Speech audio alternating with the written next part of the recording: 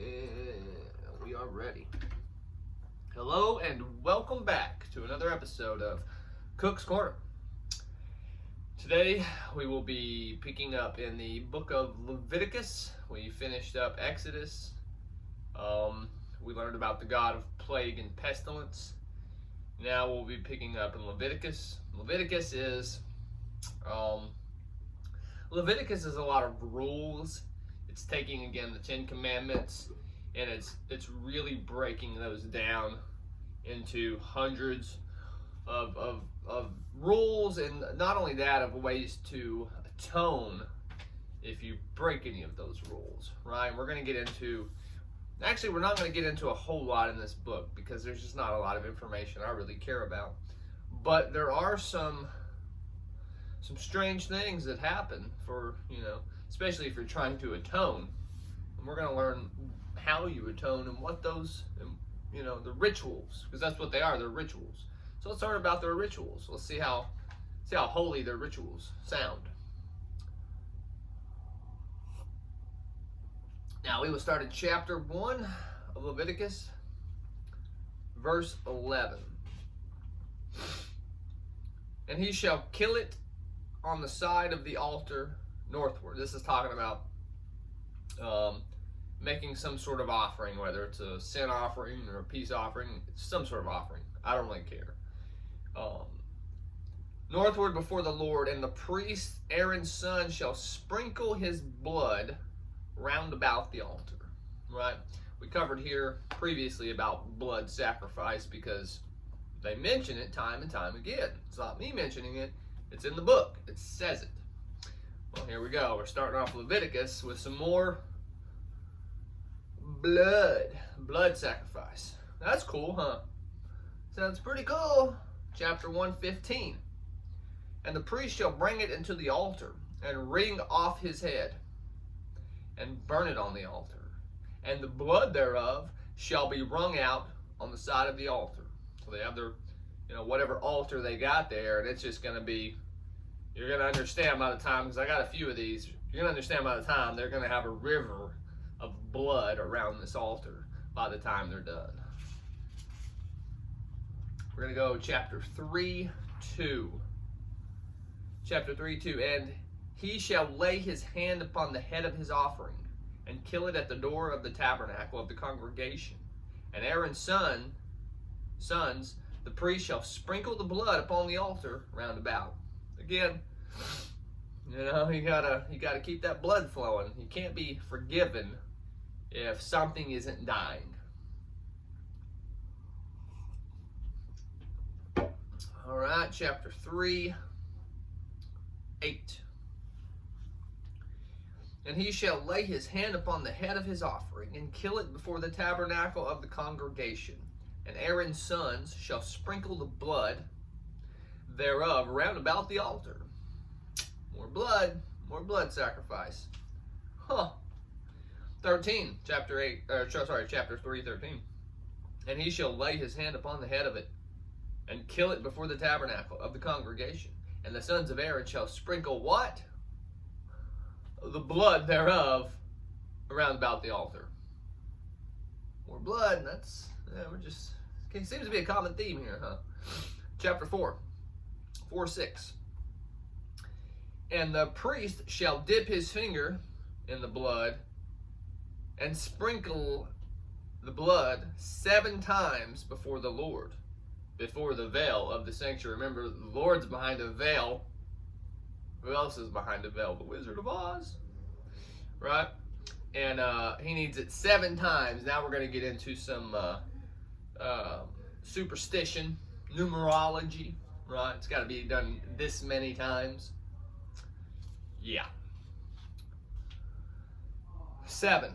And the priest shall put some of the blood upon the horns of the altar of sweet incense before the Lord, which is in the tabernacle of the congregation, and shall pour all the blood of the bullock at the bottom of the altar of the burnt offering, which is at the door of the tabernacle. So more blood sprinkling. Right? 4:16, and the priest that is anointed shall bring of the bullock's blood to the tabernacle of the congregation. And the priest shall dip his finger in some of the blood and sprinkle it 7 times before the Lord, even before the veil. Again, they can't see the Lord. They can only see a curtain. Right? And he shall put some of the blood upon the horns of the altar, which is before the Lord. That is in the tabernacle of the congregation, and shall pour out all of the blood at the bottom of the altar of the burnt offering, which is at the door of the tabernacle of the congregation. More blood. More blood. And I'm going to go ahead and tell you right now, that's all we're going to talk about in this book. That's all there is, blood offerings. There's nothing else to talk about. If there were, I would bring it up. There might be one. I might have one verse in here that's not about blood, but we'll see. 5:30. And the priest shall take the blood thereof with his finger and put it upon the horns of the horns of the altar of the burnt offering, and shall pour out all the blood thereof at the bottom of the altar. More blood.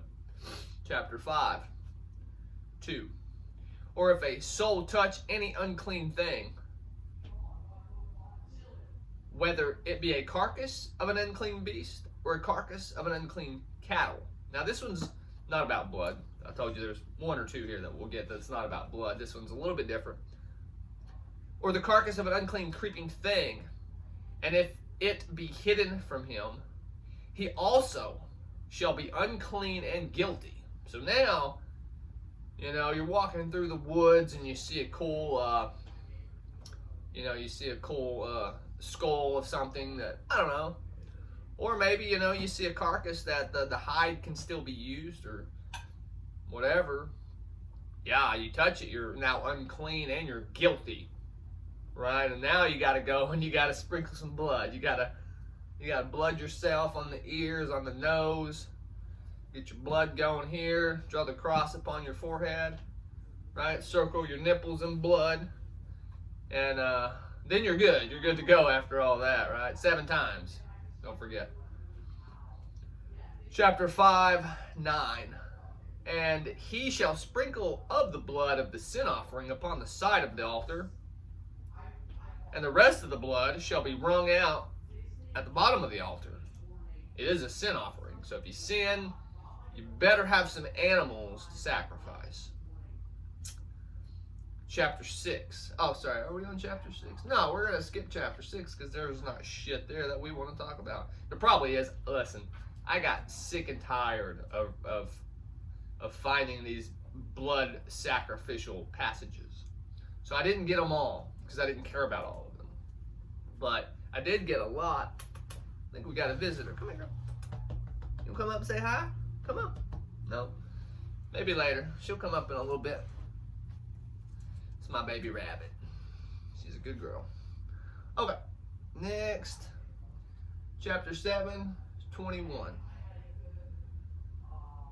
Moreover, the soul that shall touch any unclean thing, as the uncleanness of a man or unclean beast, or any abominable unclean thing, and eat the flesh of the sacrifice of the peace offering, which pertaineth to the Lord, even that soul shall be cut off from his people.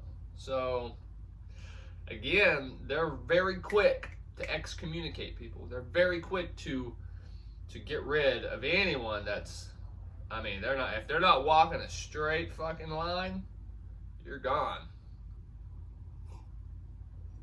You can go join Cain out there in the wilderness with the others. 7:25. For whosoever eateth the fat of the beast, of which men offer an offering made by fire unto the Lord, even the soul that eateth shall be cut off from his people. So, if something's offered unto the Lord, doesn't matter how hungry, doesn't matter if you're starving to death. If you eat that, your soul, not just your physicality, but your soul, not your physical person, your soul shall be cut off.